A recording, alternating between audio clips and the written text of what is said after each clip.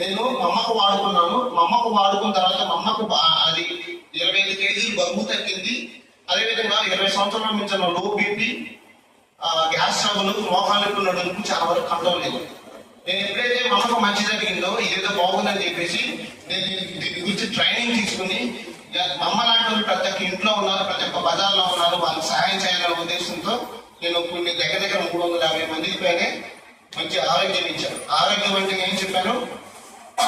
మానసికంగా, శారీరకంగా, ఆర్థికంగా, సామాజికంగా, దైవికంగా అన్ని విధాలుగా మంచి చేశారు.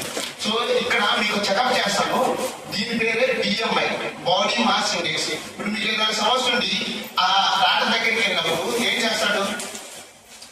చెకప్ లో స్కానింగ్ తీసి ఔషధాలనే ఆహారంగా వేస్తాడు. ఔషధాలంటే మందులు ఎక్కువ కాలం తీసుకోవడం వల్ల ఏమవుతుంది? కిడ్నీలు, లివర్లు పాడైపోతాయి. అవునా కాదా?